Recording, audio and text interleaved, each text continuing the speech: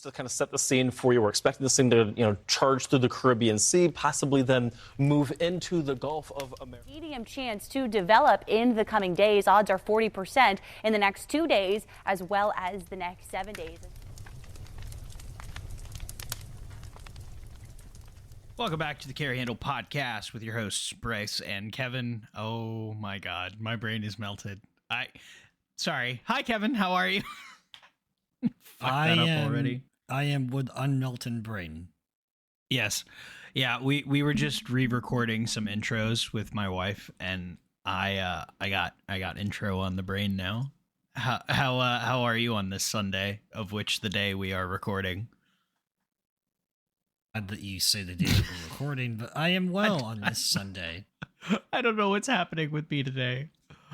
Oh, all right. Well, we decided we would have, because we have a Sunday off from having a guest at the very least, or we have a recording off from having a guest this week. So we got tagged on a post yesterday or the day before. Friend of the channel, the Daily Rifle. It's a great page. Great content, and a lot of thought-provoking stuff and really cool guns. But there was we had a conversation a while back about a 50-state legal gun. Now, to Kevin's credit, he wants to. We both want to lay out. We're not including Hawaii.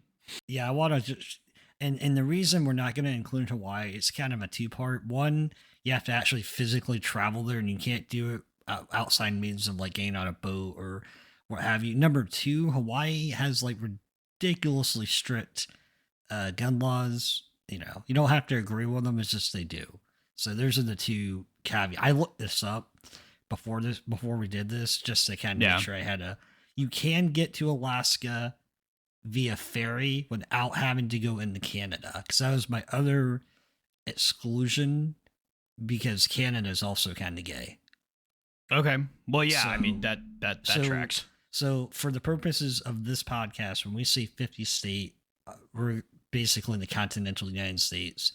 It's a clickbait title. Including Alaska via the ferry. So just as a massive caveat to everything. Right. So we have been playing around with this concept for a couple of years now, at the very least. And we were reminded of this from, like I said, the Daily Rifle. Definitely go check that page out. Again, very good content.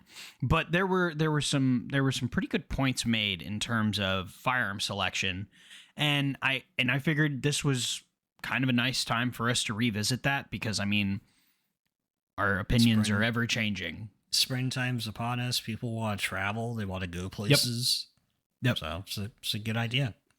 So I know Kevin's got some concepts and ideas laid out a little bit. I have my own, but normally I talk first, so I'd like to hear Kevin's thoughts. Oh, my thoughts. All right, so for all of my setups and my ideas, I'm gonna lay out the scenario. That way, it's very concise.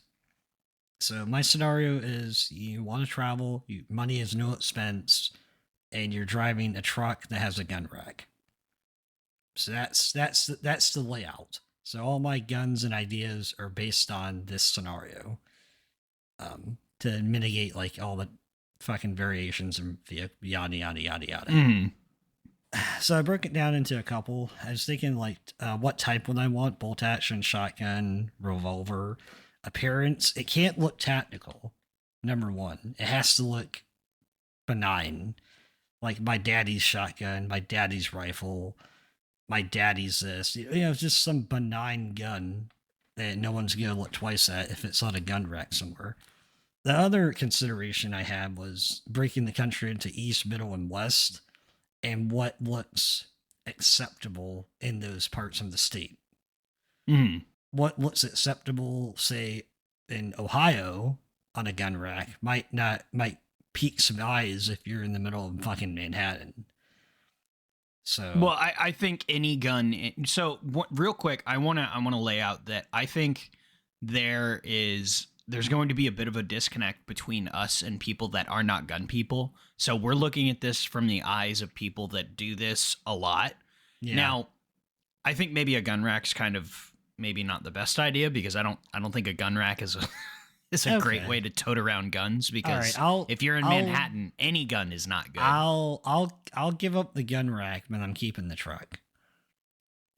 I mean, I think in some parts of the country, a truck is more of a is also its own, because if you recall in Maryland, there's a bit of certain parts of Maryland, there's a stigma with pickups too. So I mean, I think the vehicle and means of transportation is less important than what we're trying to convey. So I mean, I think there's a lot of things we can kind of maybe put up to more fanciful levels of situations and things that we want to we're thought exercises, more or less. But Well, I think yeah, I mean, the idea is you want a gun you can be basically in every state, inconspicuously. right, but I think when you take a gun out, you're not inconspicuous, and if you need the Right. rifle, it's no longer inconspicuous. Right. I think it's more that inconspicuous until point of use. right. So yeah, I'm just devil's advocate here. It's like, well, you're using a gun. It a gun to anybody is going to be a little intimidating for people that aren't gun people. So just as a bit of an aside. So with that being said, in my rude my rude interdiction, or oh my god, my interruption aside, Your interdictions. interdictions, Your interdictions aside. my big old interdictions. I do I settled do this? on a Henry lever action 357 in 357 rather, and a Taurus 605 also in 357 as a pairing. Logistically, it would help with ammo. I can run 38 special plus Ps. The distance really isn't a thing, because I did the math. Funny enough, while you were doing all the intros, an average parking spot is about 9 feet wide, averagely. So at the typical 15 to 200 yard, 45 feet, 200 yards, 600 feet, you're looking at between 5 to 67 parking spaces. How close are you trying to engage someone outside of your home turf? So that's why I did the lever gun. I have a couple other alternatives, but I want to hear some of yours before I get into some of my alternative choices. So in my primary, something that I hadn't considered, as you well know, I've been kind of banging the drum for scout rifles for a little bit. Mm-hmm. So I like the idea of centerfire cartridges. I like the idea that if I feel I'd have a little bit more capability with a centerfire cartridge than I would with a pistol cartridge out of a longer barrel. Unless you're shooting like hardcast stuff, pistol bullets are typically designed to be coming out of shorter barrels, and they typically perform more consistently out of handguns. So I'm less concerned with having ammunition commonality between the two. Not that I don't think that's a good idea. Just in my mind, I've actually been thinking about pump action centerfire guns. So like the Winchester XXR or whatever the hell those are. Okay. They're just pump action centerfire guns. Like think like Remington. Yeah. Remington. Yeah, the Remington 7600s, like a 30-06, 308, and those calibers. Because if we're talking about wanting to employ a rifle or a weapon of any kind in a kind of a brisk manner, I know I can run a pump action relatively well. And I think there's a lot to be said for keeping your hands on the gun. Now, with that being said, I know people can run bolt actions hella quick. But I also think under stress, it might be a little easier for me, somebody that does not run bolt guns as much. I think I can get a lot of utility out of a centerfire pump action. And I mean, I could put an LPVO on there. It looks like a scope. It just kind of looks like a hunting rifle. Yeah. It's funny you say that, because one of the notes I had here for bolt action rifles was scope /LPVO, because again, you want to keep this as inconspicuous as possible. So any red dots, any lights, all that's kind of like out the window. Mhm. You know, immediately screams tactical, unfortunately. Yeah. But I like your I like your direction with the pump action and maintaining hands on the gun. That's kind of why I went to lever action, you know, because same idea. You keep the hand, you know, it's a swift motion. I've ran a lever gun, albeit very limitedly. Sorry, I burned my hand, but I did run a lever gun, and it was very smooth. Mhm. So if I were gonna do lever gun, I think another interesting option would be those the Henry rifles that take AR magazines, like the 10-round magazines. I think those are an interesting option. I also think that the Homesteader is an interesting option. That's their 9mm PCC. So if we're gonna go down the road of maybe you don't want as much concussion, or you know, it might give you. I think that's another interesting option. I don't know if you have that off the top of your head, but is the SXR the one I'm talking about? I didn't, because I was also thinking about unfortunately magazine capacity, which is crazy to have to think about. So that's why I'm leaning more towards revolver, because that's kind of an acceptable side piece. Mhm. Pretty much anywhere. Right. Right. So I think that the plug and play nature of I think in this scenario it might be well, I don't know, because I think there's a lot to be said for revolvers. So instead of like that's a compelling point. Yeah. It's And a very I like compelling point. I like your point about revolvers too. It's like a real get off me. Like if you're not in your home area and you don't know what's going on, and you got to stop somewhere and you get into a confrontation, you need something that's going to be get off me. And to your point, revolver, you just shove in and go bang. Yeah, you don't have to worry about things going out of battery. Now, I know I realize that also people can kind of go down the weeds and be like, well, that's the biggest thing that I need, and it's like, well, I mean, there's other definite negatives to revolvers. By the way, there's a lot of negatives, but in the scenario that we're laying out, the 50 state legal, you have to remember we're saying this is something you can take. Or, I'm sorry, 49 states. Sorry, Hawaii. Change your gun laws. You know, it's something you can take anywhere, and if someone spotted it, you can easily plausibly deniability or excusability away. Like, oh, that's my daddy's revolver that's laying in my truck, my car, my whatever. Or, you know. Yeah, I mean, especially when we're talking to law enforcement, where they may not be used to an armed populace. Like in Maryland. I mean, granted, there's definitely rednecks in Maryland driving around with guns in their trucks. However, the vast majority are a bunch of soccer moms that don't like guns. Like, to the point where if they see even a shell casing sitting in your car, they'll call the fucking cops on you. So, like, it's not like... Now, in Florida, it's a little different. I would have to say it's a little different here. It's just... My vehicle would be alarming to a lot of people in some of the other states, but we're not trying to be more sensitive and mindful to stuff like that. All right. Do you want to hear my alternatives? I would love to hear your alternatives. All right. So if I can't have the Henry, so the revolver staying, the 605 staying. Why specifically the 605? If you said money's no option. I just like it. I honestly just like the gun. I think it's good quality for what it is, and you know, like the quality has definitely improved over the years. So, I mean, I don't need to. And again, you're right. I said money's no option, so you are right. You can get a super high end, fancy revolver, but again, this is like someone looks at, oh, that's a they're gonna write it off. Yeah. Well, again, I want to maybe make a point that people aren't really going to be. Some people don't necessarily differentiate between a Taurus and a Smith & Wesson. They're just going to be like, that looks like a gun. Yeah. And a High Point could be the same thing. Like, some people don't know the difference between a revolver. Some people don't know what a pump action. Like that's fair. Yeah. Well, it gets into my two alternatives for a shotgun.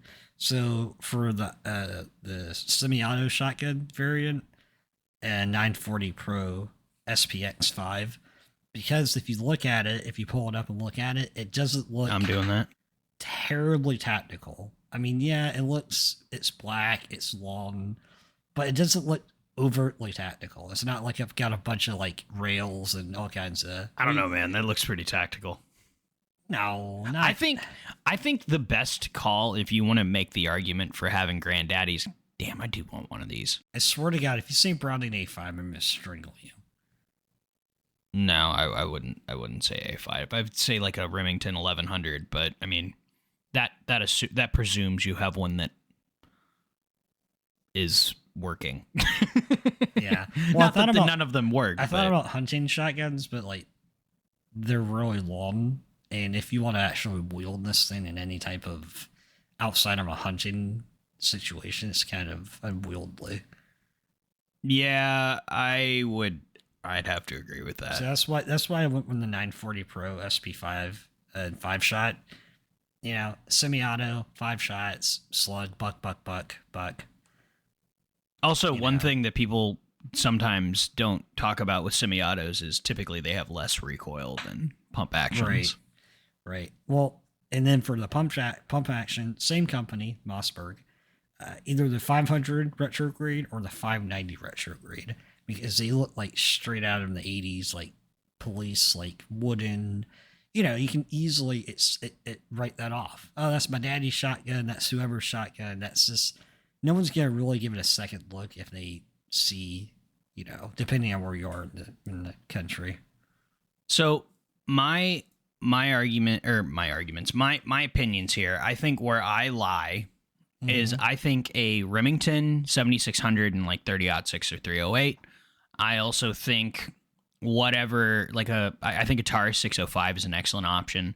I also think that if you're going to go shotgun route, I think just like a Wingmaster or a 500 or a 590 or even one of the Mavericks, not even as in like it's any less quality, but basically my point would be anything you can find at a pawn shop a lot of the time, Yeah. I think is going to be a good option. Oh, mostly because if you have to use this thing on the road, how much of a fucking bummer would it be if that your really nice Smith & Wesson Performance Center got confiscated after a shooting, as opposed to getting somewhat proficient with a, you know, pawn shop special that is maybe a little less.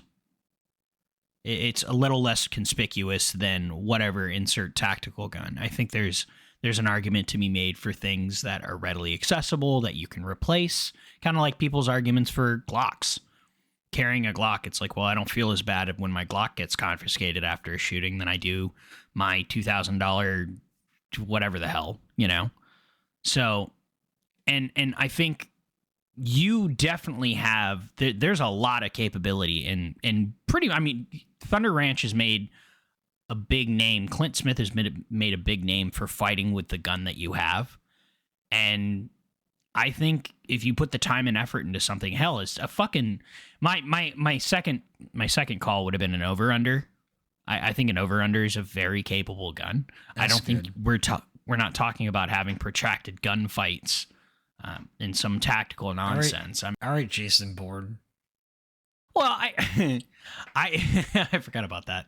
I think an over-under shot, and that movie's an excellent example of that. He's like, well, I have this gun, I can do stuff with this gun. I think it's more about what you have with you, and if there is a criteria for being under the radar, as it were, and if it were to be discovered, I think an over-under, even over a semi-automatic shotgun, because I think those are even more nondescript. Yeah, that's fair. You know, you gave me And by the way, over-unders you can break down to make really small too. Well, yeah, you were giving me a good. I just had a thought. The Mini 14, with like Mini a 40, that with is a 10 yes. round mag, not the Yeah. not the scary cool 30 round protracting mag, which are cool and they're awesome, but you know, just one that just hides in there. You fold it up, throw it in a bag, boom, you have capability. Right. Yeah, I think that's or an M14 or I mean those are kind of heavy though. Maybe It's not funny you but say M14 because that was my third alternative was an M4 Springfield M1A with the 10 round mag because that looks pretty, just run of the mill hunting. it does, but it's not very handy. They're kind of they're kind of intense. Well, they're a heavy. lot. They're heavy and unwielded. Yes. Yeah, they are. They're not super fun to fucking hump around. I will say that's not maybe my first option personally, but Wait, you don't hump your rifle? Are you even? I try not to. Am I a riflesman? Not until I hump that rifle. Mm-hmm. Damn straight. I humped that thing down. It didn't know it had it coming. But yeah, I now along the lines of being as minimalistic as possible. I mean, if we're talking about 50 stake legal, there's a lot to be said about a combination gun, like a shotgun barrel and a rifle barrel, like a center fire cartridge, and then on top of that, or Taurus The has their Judge. 410. The No. judge. No, Taurus has their, or Rossi, I believe they have a combination where it's like a 410 and a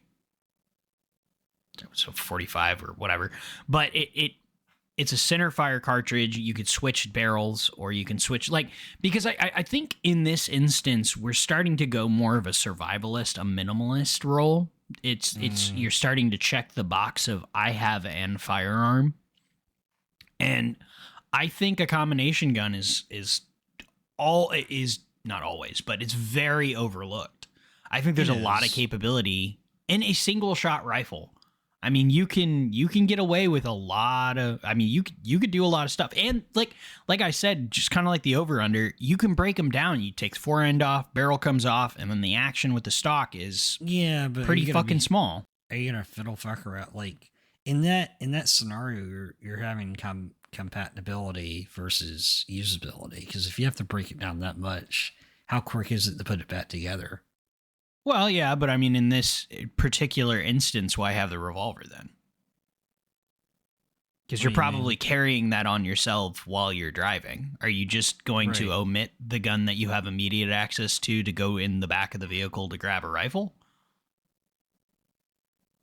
Well, I was just playing devil's advocate for your, I am breaking it too. down. So I mean, Yeah. what I mean, what do you think? I mean, what if both of us, which chances are we have a handgun of some kind on our person, what then is the benefit of the rifle? Well, What are we doing with the long gun You're basic- specifically?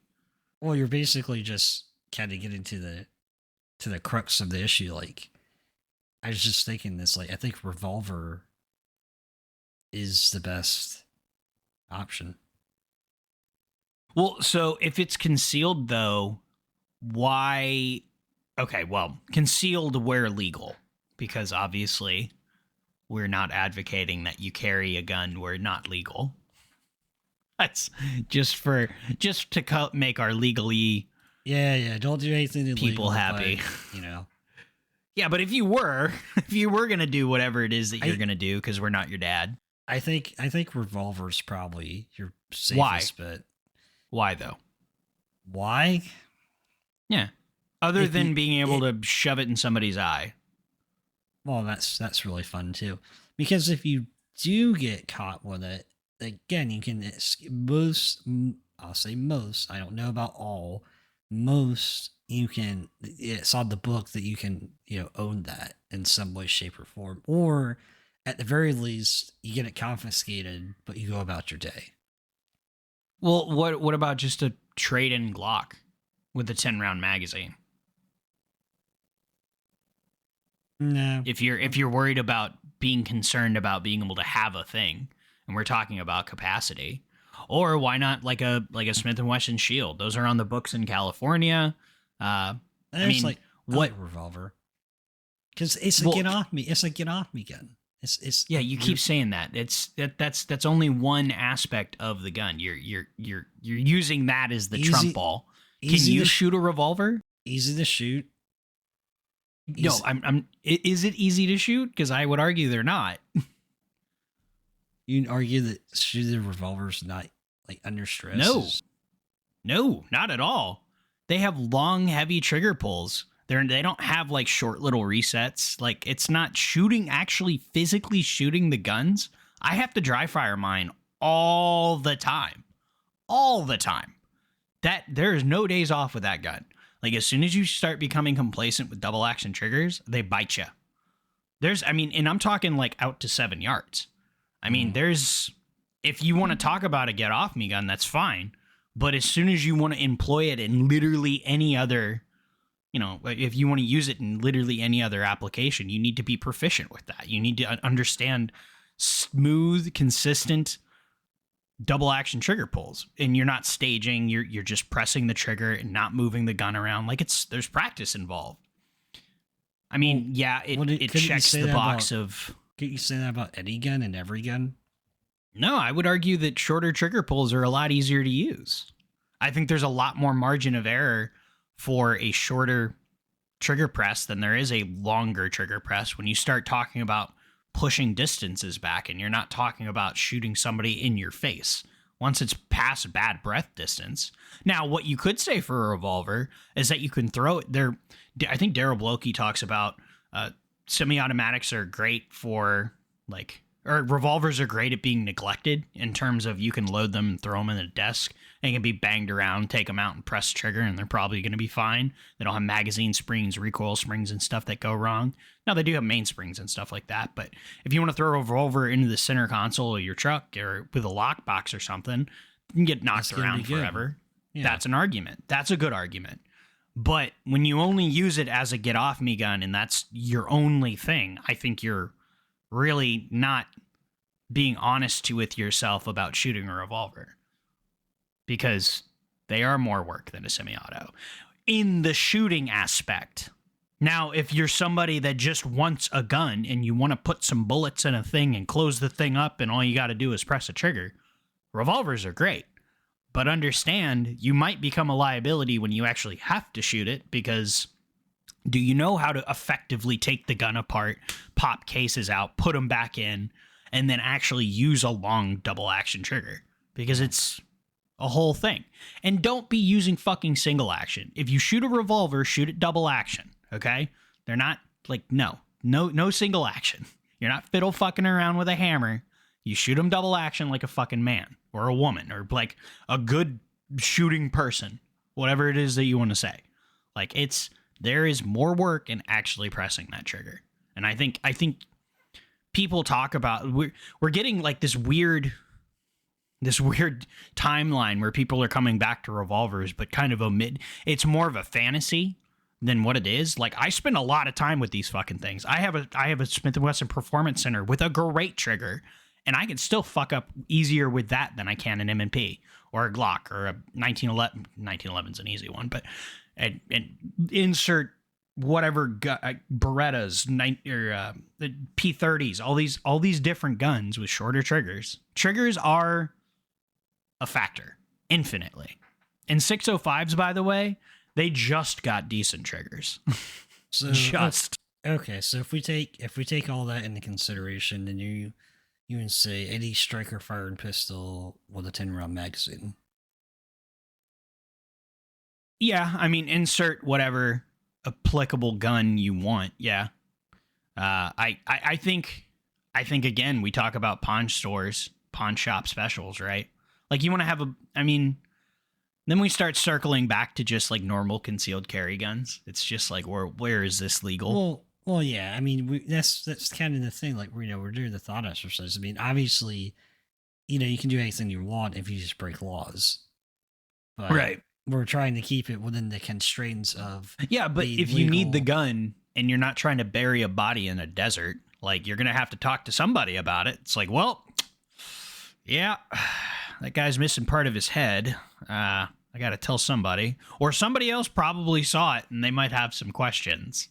So, Well, you know. Yeah, but we're also, remember, we're talking about inconspicuousness up until Yeah, use. And I think Once you use a it, it all revolver goes out the window. I think a revolver is a great option. I do. And I said all that to say I think a revolver is a great option for a road trip gun because personally I think they conceal a little easier than regular semi-automatics. I think they're more comfortable too. Yeah. Yeah, If you and know then how to use them. I'll give you that. I'll compromise on that. You have to know how Yeah. to use the equipment that you have. I feel like we shouldn't have to say that to this audience, but I'm going to say it anyway. If the equipment you have, you need to know how to use it. But I think a revolver is good because, like you said, you can set it, you can get it prepped, and just literally forget about it until you absolutely have to use it. Right. And pepper spray. You know, we talked about layered absolutely. defense. You know, you want to talk about the force continuum and the layered defense idea that you have? Yeah, I mean, I think always having options, having layered, Kevin says layered defense. I think, in one thing that I think is often forgotten about defensive items other than folding knives and pepper spray and guns is flashlights. I think a very bitchin' flashlight can be I can't fucking say flashlight. I don't know why. I think something with high lumen and high maybe. Oh, that'd be more confusing. And then it might be confused, distract, disorientate. That might be sexual assault, but take this. Yeah, you like it like that, don't you? You like it. You like this. Oh my! All right. Back to I think a flashlight is, I mean, something with high candela that really hurts the oculars is something that is underrated. Because I've hit Kevin with my stiletto, and I've flashed my wife in every sense of the term, but with the stiletto specifically, it's really jarring. It is enough to stop you in your tracks because, first of all, most people aren't expecting you to pull out the sun from your fucking pocket. You know, I mean, Kevin's got a Foxtrot. Those things are nothing to fucking sneeze at, you know?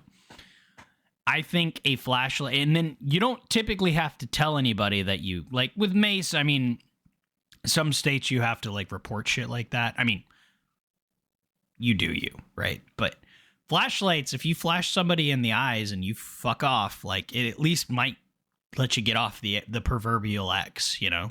Yeah. I think I'm a big proponent of flashlights. Big. You know, I also really like them because I can play with them. But I just thought of a really funny T-shirt idea: the taco defense, and then each layer is a different item. So like the cheese and lettuce would be the flashlight, or like the cheese would be the flashlight, and then the pepper spray is the lettuce and tomato, and then the meat would be the firearm. Don't people usually have like a hamburger or something used for that instead of a taco? Because it kind of sounds like we're talking about vaginas. That's just you being sexual because we said flashlight. That's true. That's your brain. I can't excuse for what you're thinking. Yeah, that's fair. And hamburgers are overplayed. Plus, I just ate Taco Bell, so it's on my brain. There it is. That's what we're looking for. That's what Bryce was looking for. He's got it now. Now there's a reason for everything now. The justification has been said. Yeah. So I think this is our updated 2026 opinions on 50 state legal guns that aren't 50 state legal. Or don't listen to us and just break the law. Either or. You can do whatever you want. Yeah. We're not your dad. Break the law. And if we are your dad, hi, how are you? I'm sorry. Hello. Reach out to us. Yeah. Bryce shook his head in a very jarring yes. Yeah, don't reach out to me. I don't want to talk to you. I'm sorry. He does. I did this on purpose. He's lying. or leave us a comment in the comments and like us. Yeah, definitely. Tell us what you think about 50 state legal guns that aren't 50 state legal. Tell us your opinions on the things of guns and stuff like that. But yeah, I think that was a good way to explore those things. Kevin's raising But his wait, hand on an audio-only podcast. But wait, there's more. If you've stayed past that, we can talk about our new games. But yeah, so what games? Well, this is the other part of the podcast that sometimes we mention because sometimes we forget. Well, it's a real Easter egg because if people stay this long to listen to it, I think they've earned it. I think most people are just listening to us in the background. Hey, hi, we're still doing the podcast. OSHA is always watching you. I'm talking to you. You know who I'm talking to. Yeah, that's God right. damn You it, right Ricky. there. You right there without the glasses You on. stop put the it. You glasses stop on. that. You stop that. Boot check. No, Boot hey, check. listen, man. We are fans of the safety squint here, or at least I am. No, it's All right, starting- so this is the section of the channel. Nope, section of the podcast where we talk about what we're doing, what we're reading. Nope, or reading, yeah, what we're reading and what. I'll be honest. If anybody here listens to the Weekly Planet podcast, I did kind of steal their "What We're Reading" section. That's where I got inspiration from. So, Kevin, what media and content have you been taking in terms of stuff? Well, media and content. I've been watching the Pit TV show. It's really good. I like it. It's kind of funny that I live it and then I come home and I watch it and I'm just like eating my dinner. I'm like, yep, that's pretty much how that would go. Did you start watching Scrubs, or is that out yet? I'm skeptical. I've seen some snips of it, and it seems like they're doing more and more comedy heavy. Like the original one, most of the medical stuff was like 80% accurate because there were real cases by real doctors, and what really happened happens to the patient in the show. So if they died in real life, they die in the show, just like it would really happen. And that really made me that makes the medical stuff really interesting, and the comedy's kind of like overlaid that. So I hope the new one is not like the reverse, where like the medical stuff is like exaggerated and the comedy stuff is so thick it kind of, drowns it out. Muddies the water, yeah. And I started playing Interesting. Hell Let Loose again because I'm 30 and I need a game that I can play for 2 hours and it's fun. So Hell Let Loose, anyone that wants to play Hell Let Loose, yay. Yeah, absolutely. Well, I started playing RoboCop Rogue City recently. Oh, you bought it on sale. I knew you would. Yeah, 50% off, baby. And then I I got saw that. Unfinished Business. I didn't realize it was just basically an extended mission, but I don't care. It looks cool. I'm excited. I played it most of the day yesterday, and I'm probably gonna play it when we get off and do whatever a little later. But it kind of makes me think. It makes me feel like I'm younger again. Like it feels like an older school game. I mean, there is ADS, and it is a little bit more on the rails than I was expecting. I was kind of I don't know why I was expecting more open worldy. There's a lot of stuff for you to do, and there's definitely like a RPG aesthetic, or there's RPG mechanics to it as well, in terms of like there's a skill tree, and there's dialogue, and there's things that you can do in the game, which is kind of there's investigations. It's a little it kind of spoon feeds you a little bit, but it's still pretty fun. I mean, I enjoy doing it. I'm to the point now where I'm in the vultures territory. Nice. And it's kind of a pain in the ass. It's really funny you say all that because Hell Let Loose is the complete opposite. There is no spoon feeding. You just spawn and get exploded immediately until you get better. Because I bought the game for my nephew, and that's literally what he was telling me. He's like, "Okay, I'm dead. What the hell?" I'm like, "Well, that's war, man. Like, what are you gonna do?"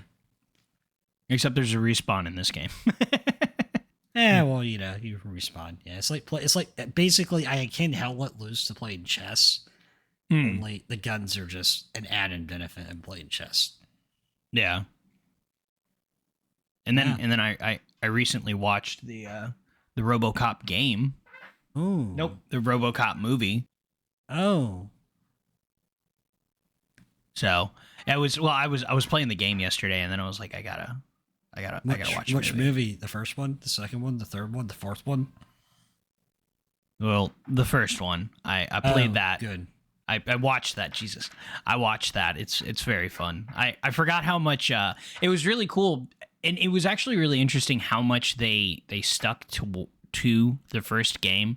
Now in Rogue City, the drug is no longer cocaine; it's nuke. So I think it comes after. I think it's technically after the second or third one. What's the third I think one? I think nuke's from the third one. Second one, I think. Mm. First one, he becomes RoboCop. Second one, he fights the nuke people. They're trying to make a new RoboCop, and they fights him. Yeah, The nuke third- cult. You're right. The third one is he's like fighting the city or something, OCP, to help save the city. That's like Yeah, the and then rebellious those one. like the twins, like the murder twins. Is that in this one? The Asian guys that RoboCop. Hold on. I think that's 3. Yeah, that is 3. Yeah, this is the one. I think he gets a jetpack in 3. What I didn't Yeah. realize is they had a '90s TV, like a kids show, a kids show for RoboCop, which I thought was hilarious. Yeah, And there was a TV show, which I was unaware of. yeah. What Oh, I watched a couple lawyer movies recently. I watched The Rainmaker. That was a really good movie with Matt Damon. Which one's that? It's all- What's that one about again? It's where they're fighting the insurance company that didn't pay out a medical claim, even though it was justified. And it turns out the insurance company's a massive Ponzi scheme where they just take money in and deny claims. Okay, wait, real quick. Number 3 is with the Asian guy. I had to verify that. My bad. All right, continue. I'm sorry. Well, it has great actors. It has Voight, John Voight guy, Angelina Jolie's dad, I am familiar with him. Denzel Washington, Matt Damon.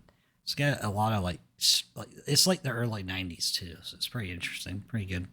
Danny DeVito's Nice. in it too. The last movie I watched was RoboCop, but I've been watching new YouTube channels. Rackham Projects. It's a really cool like restoration. Like if you like restoration channels, like if you watch like Mr. Patina, or if you watch any of those, like they restore anything kind of stuff, that's kind of like Rackham. He does guns, and he'll load like long forgotten calibers, which I think is kind of cool. Like he'll make a 300 Win Mag case into some like 45 or 4550 or 5070 government cartridge or something. It's kind of Nice. interesting. Or he'll make his own needle fire ammo or pin fire ammo, which I think is fucking sick. So stuff like that. And then I watched Banana Ballistics with his explosive shotgun shells. I love Banana Ballistics. He's so fun. Yeah, That is a wholesome ass channel. And then I don't know what else. Oh, I watched Boondock get mad about people lying about ammo. People, yeah. Yeah, she went off. She's like, "This is Well, bullshit. You guys I- are a professional ballistician just venting about some nonsense," which I quite like. Well, I think what grinded the shit out of her gears was I didn't watch that. I think maybe I watched the video. I can't remember if I watched it or not. But he's like, you can load it to this and it's okay. And she's like, you absolutely cannot load these cartridges to that. You'll blow your fucking- 125,000 psi. She's like, Yeah, it's like that's dangerous. You're gonna blow your fucking hands off. well, it's more that even if you can do it, it doesn't mean every gun can do it. Yeah, And even then, it's like you probably didn't. Like that's probably a lie. basically, she's just called a big fat bullshit on that. Which, Yeah. I mean, hats off to her for having the courage to just immediately come out and say, "Hey, this is fucking stupid." So, if you're listening Standing to this on Boondock- business. Yeah, if you're listening to this Boondock, we love it. Yes, Love it. we do quite enjoy that. But yeah, so that's the episode. All right. Did We did the thing. Did we say bye now for the second time? Well, you said bye. I didn't say bye. Yeah, you did. You were trying to wrap it up, and then I remembered. No, I wasn't. I was trying to roll into the next start of the next part of the episode, but then you said goodbye. Did I say goodbye? Yeah, you started doing that. Did I? All right. Thanks for tuning in. Actually, real quick, we'd like to thank everybody for making this possible. Again, I know we've said it a couple times. We wouldn't be able to do this without you. Yep. Like, comment, subscribe, tell us we're terrible, tell us Death you like us, threats, hopefully. Death threats, Definitely, and we one accept lips. all of these things. And if eventually your I'm father, gonna start, reach out. Don't forget to reach out. or don't. And we're cool with the mystery as well. Dada, Testing our pull-out game. Dada, is that you? I was talking to Aiden the other day, and he had a buddy, I guess his like a bunch of kids, and he was like, "Bro, you could pull out of a driveway." Thought that was funny. Jesus. But yeah, thanks for tuning in, guys. Like, comment, subscribe. Best thing you can do for the show, and leave reviews on Spotify and iTunes, because apparently a lot of you people listen to on iTunes. So yeah, if you're listening to this episode, I'm trying to think who we have next. We have what? Maybe I'll start giving like spoilers. Like if you listen to the podcast this much. Hold on, I'm gonna think about this. So we just did the Hop episode. No, that's not true. Live, Laugh, LARP is the one we just did. Would have been before this episode. So the next one after this episode is Spectrum Defense. There it is. I remembered. Yes, and that will be coming out after this episode, because I'm not going to say what day because I don't remember. So thank you so much for tuning in, guys. We appreciate it. I'm going to roll the outro. Hey, Ouch. you made it to the end of the video. Very cool. You should like and subscribe. On Facebook and Instagram. And Twitter and Spotify. You should listen there too. If you Aren't they heard this on listening to Spotify. this on Spotify right now? Well, they could be, but there's also YouTube podcasts, so all of the places. We always forget where we post this stuff. We don't know where this is. Thank you for listening wherever you're listening to, but you should also like the other places that we are. And Who then are we and what the hell are we doing here? yeah, I don't know how we got here. So thank you for letting us talk directly into your ear holes. Right to the brain. Thanks for listening. Bye. Adios.